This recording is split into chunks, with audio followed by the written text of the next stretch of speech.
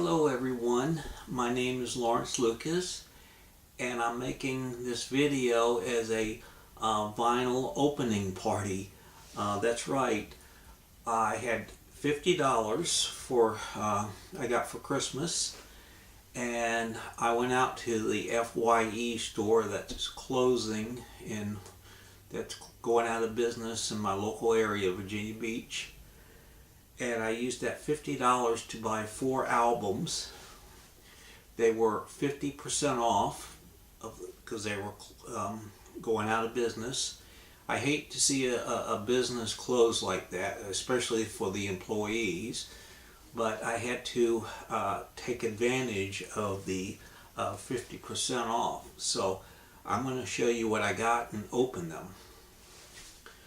Of course, you know that new vinyl, 180 gram vinyl, is a expensive, pricey proposition, and while I have a nice collection of it, maybe about 50 albums, which I've been collecting for like last 5 years, I don't buy nearly as much as I would like to because of the cost. Very good high quality stuff, and I tried to buy any new music on vinyl. I just purchased the Mark Knopfler new Mark Knopfler album, Down the Road to Wherever, if I got the title right. 2-disc set. It's actually a single album, but the tracks were put on 2 discs, which mounted for better sound quality, which is good because you're not squeezing. You have room for the grooves to go deeper. You're not squeezing it in as much. But enough about the technical side of the sound quality. Let's get started, and I will show you what I got and open these albums, and I'm doing it by pecking order. Of course, all of these are great artists, so very high profile names. I wanted to get some new, 1 or 2 new releases, but by the time I got there 50% off, such titles have been picked over the ones that I was interested in. The first album, if I get the name right,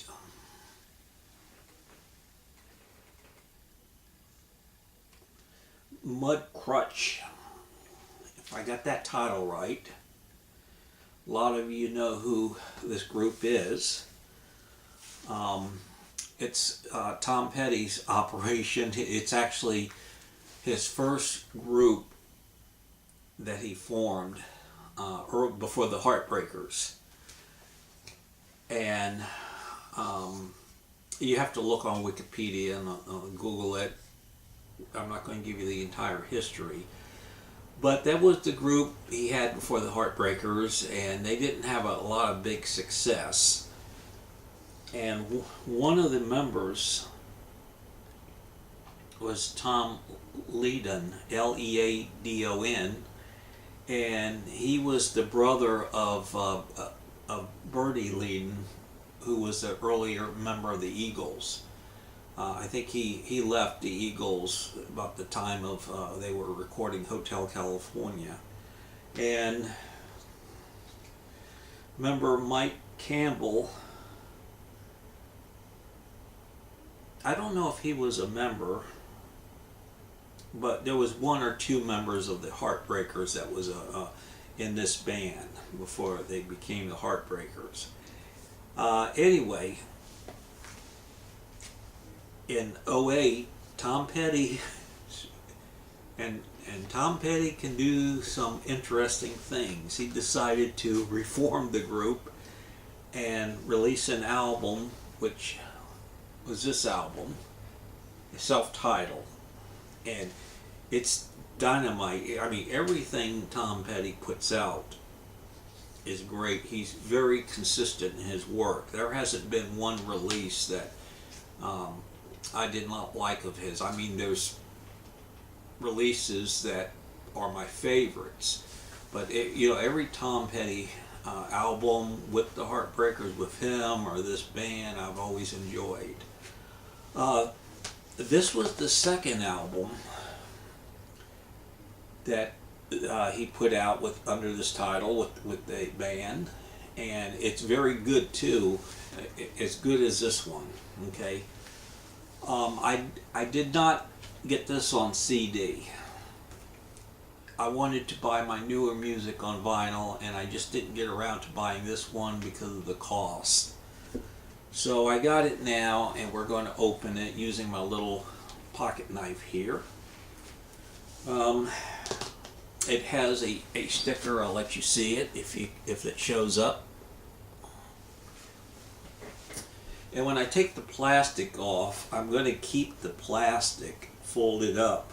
And these are all going into a clear plastic container because my 180 gram vinyl, I take especially care of that collection to keep it pristine. That way they can be resold later on, maybe when I die, but you know, keeping the edges nice and all that. So we're going to head and open this one. Glide that out there, go up there.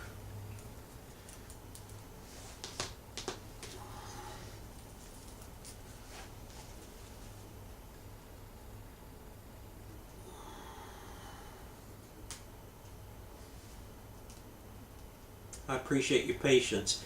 And by the way, it is a gloomy day out. It's about 4 o'clock right now.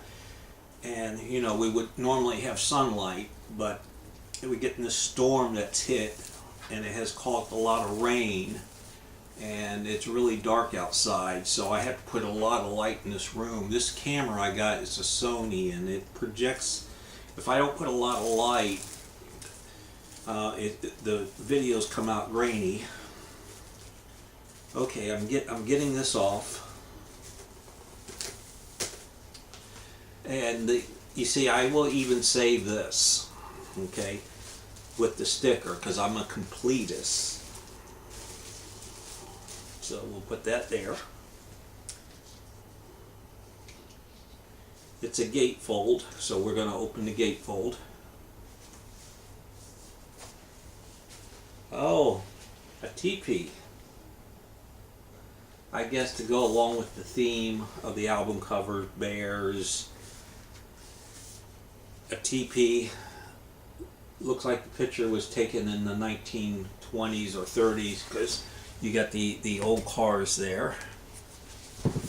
And it's a single album. I'll pull this out. Oh, this is really, really nice. It says on the sticker, special edition art print. So here's the art print. That's cool.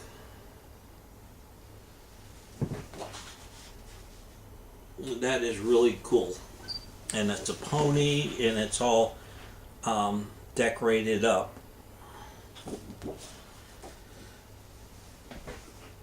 And a cowboy sitting next to the pony, looking over at other horses. So, and I can frame that. That's nice. Here's the album on the reprise label, the reprise artwork. And it seems to be on a thicker vinyl. I'm not sure if it's 180 gram. Little thinner, but that's all right. It's not wobbly, so it has some thickness to it. When I slide these back into the inner sleeve, I do it this way. I don't slide it so the vinyl hits the paper. I kind of put some, slide it in that way. a little bit extra effort, but you don't get those paper marks. I will probably buy some better inner sleeves for these. And it says it's supposed to come with a download card, but apparently it did not. No, it does not say that, so I don't get a download card, but that's alright.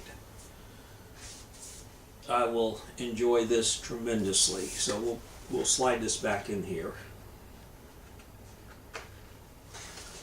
I listened to this album when it first came out.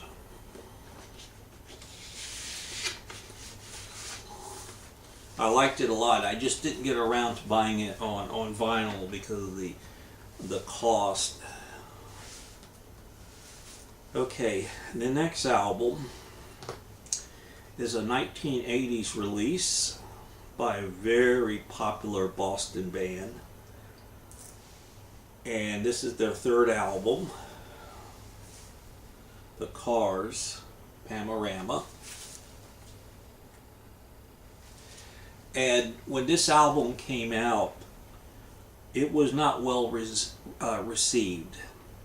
It wasn't quite as poppy as as their two previous albums, Candy-O and the self-titled album.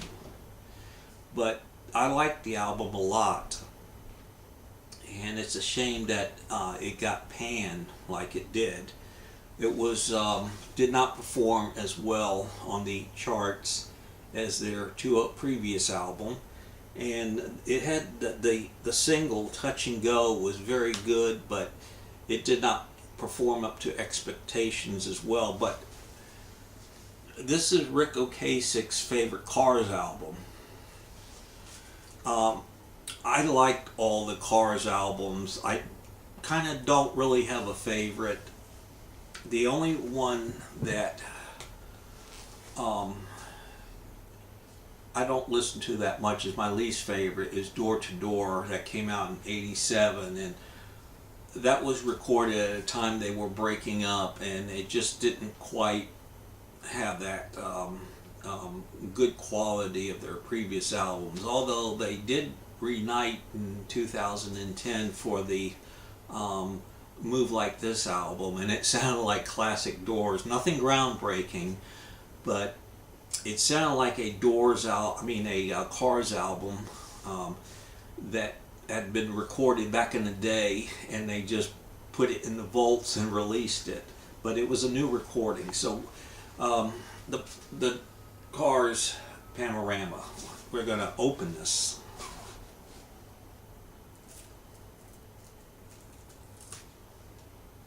Here we go, sliding the knife through. It has the sticker right there. So on this one, the critically acclaimed third album, Cars, featuring Touch and Go and Give Me Some Slack, remastered, supervised by Rick Ocasek. So he was actually did the remastering. Three-sided, 180-gram LP custom laser etching. Interesting. We'll see what that's all about. Include 3 previously unreleased tracks. And I actually see 4. Shooting for You, previous unreleased. Be My Baby, previous unreleased. The Edge, previous unreleased. Don't Go to the Pieces, B-side of no, Don't Tell Me No and Give Me Some Slack. So we're getting like 4 tracks, extra tracks. Okay, we almost got this open. Slide it out. And I'll keep the factory sticker, everything. There we go. And I got the original album back in the day, but it was not a gatefold. This one is. We got a nice picture of the band. some group pictures when they're on stage and some individual pictures, a picture of them in the studio. So this is cool. We'll slide it out. Good heavy 180 gram vinyl, like brand new.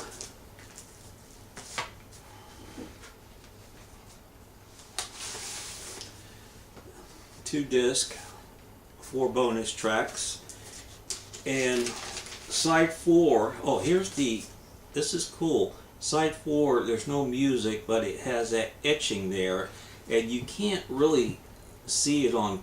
I'll hold it up to the light.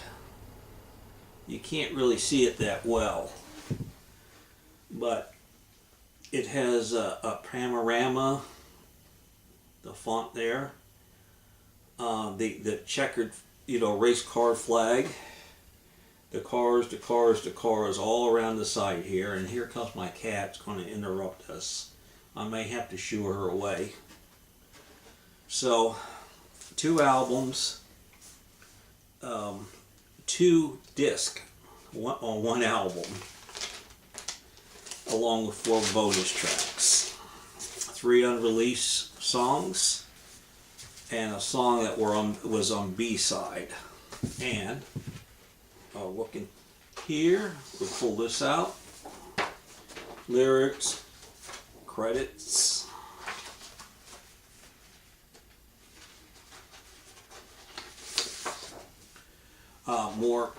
More pictures, along with some text, and great pictures of the members of the band. It's cool. You see the drummer there, and Rick Ocasek and other members, and a dark view of the stock of the new. As a band, the Cars were always far ahead of their time. They managed to shake it up, not in '81 with Shake It, but rather on the 1 studio album earlier, Panorama. This was a gutsy song cycle that saw the group bravely expanding its wide range view of the music universe. For that evocative racing finish line flag image on the cover, to the compelling and sometimes challenging music contained within, Panorama took Cars fans on a dark ride in the 80s that featured a few fascinating left turns and incorporated some experimental excursions along the way. And it goes on. So happy to have this album, and I enjoyed the album quite much. I think it's one of their best. And we should have a download card in here, but I don't see it. Maybe it's hiding somewhere, but that's all right. So we'll put that there. The next album is from a superstar band that is one of my favorite bands of all times. And this particular release, I would rank it in my top 3 of their albums. And I'm talking about U2, Achtung Baby. And this was the album they say they reinvented themselves, and they did. It had while it was radio friendly, a lot of songs had a lot of hits, a lot of radio songs. It was recorded, I think, at the same place in Berlin, the same studio Bowie's recorded his German albums from, and you can sense that in the music.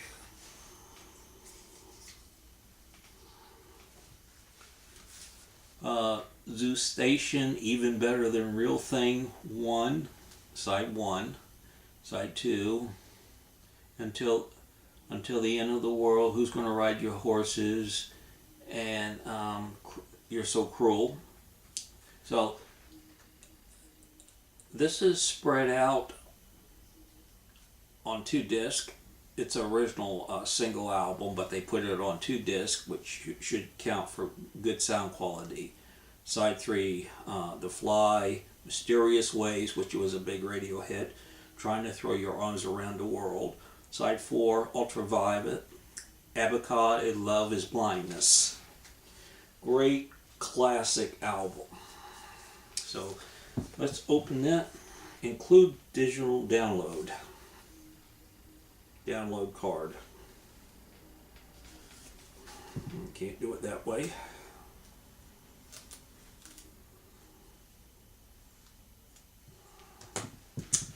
By the way, the Bud Crutch album was $27.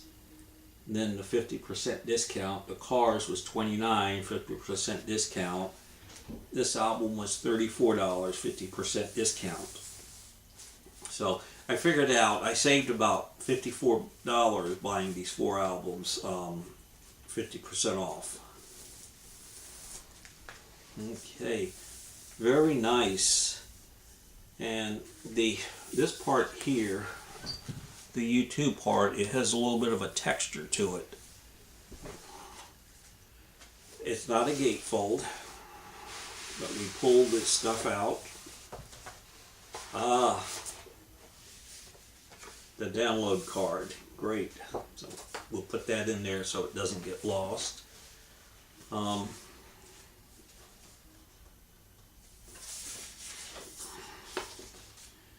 It has a sheet with lyrics, credits, who played on what, who wrote what, where it was recorded, and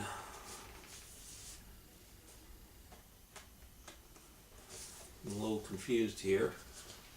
No album in there. So let's find out what's going on. Okay. The 2 albums are in these jackets right here, and they're not paper. They're padded with nice plastic that help prevent paper scratch.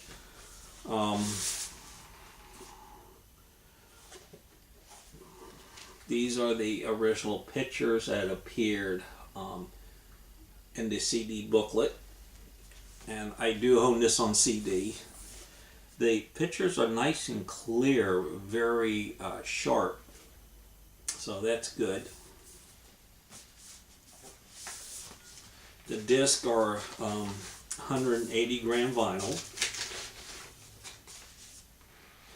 about 3 tracks per side. There you go. I'll put it back in there.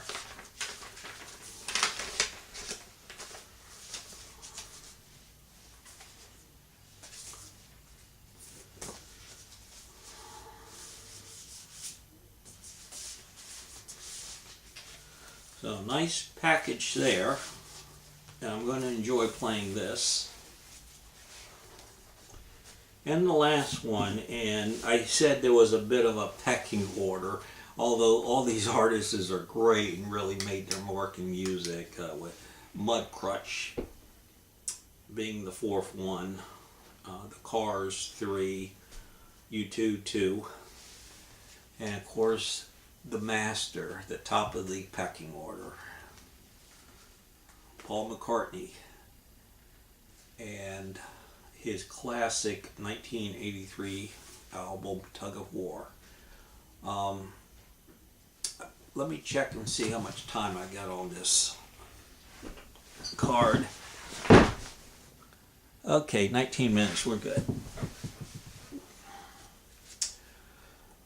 Tug of War was a very important album for Paul McCartney. It was his first major musical statement after the death of John Lennon, so all eyes was on him, and he really stepped up to the plate on this one. I consider it to be one of his best albums, with the McCartney Ram, Band on the Run,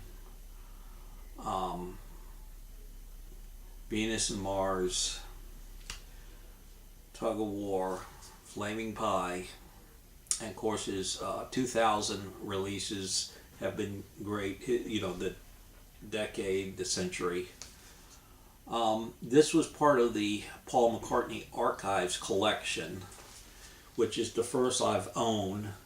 I got the reissue RAM on mono, and I got it on CD, so that's good to have. But as part of the archive series, this is the first one I got. Again, this type of vinyl is very pricey. You know, it's not thrift store stuff. You know, it's the Cadillac of record collecting. So I had the opportunity to get these 4 albums for a little over, it was $65 I paid for all of these. And I saved about $52 by getting them half price. Anyway, back to the McCartney album. So this was the first album McCartney released after the horrible death of Lennon, and all eyes were upon him.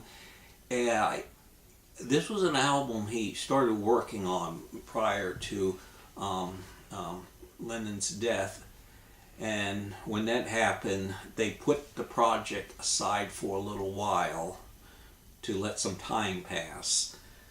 But they were, the next day after Lennon was shot, they had a scheduled recording. They booked the studio for that day, and Paul did not cancel. He just had everyone come in, and nothing really got done that day except for one thing. It was just more of a gathering to reminisce, and just the shock to set in. And George Martin was there too. The only thing that got done is a track called Rain Clouds, which is a B-side that's been included on this album. It was the flip side of Ebony and Ivory, and some bagpipe overdubbing was done that day. So when you listen to that, it was like the next day of that horrible tragedy. So that's kind of interesting. Anyway, the album itself came out in 83 or 82, one of those years. And it's pure classic McCartney. There's not a skip over track, and of course we all know Ebony and Ivory is a massive hit. I enjoyed every song on here. Whenever I play this album, I don't skip over nothing, because I enjoyed every track tremendously. And this album has, this re-release has a second disc of demos and a couple of B-sides. So I'm looking forward to listening to that. The B-sides were Rain Clouds, which I just mentioned, and I'll give you a ring. So you have 1, 2, 3, 4, 5, 6, 7, 8 demos, Ebony and Ivory solo version. So I guess that's just him without Stevie Wonder. I guess when he first wrote the song and just recorded it on his own before bringing Stevie in. It says here, Tug of War 180 gram audio pine vinyl disc. Audio pine vinyl disc. I don't know if that means something different. Include newly remixed album, 8 unreleased demos plus B-side. Master at Abbey Road Studio, includes a download card of all tracks. So let's open this up and look at it.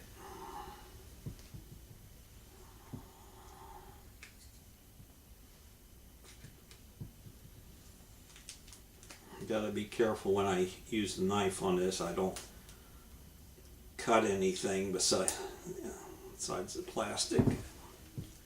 Okay, we got that out.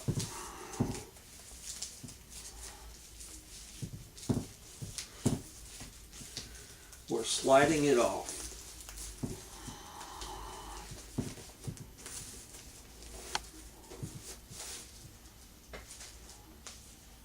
And the original album, I've owned this twice on vinyl. I bought it the day it came out in years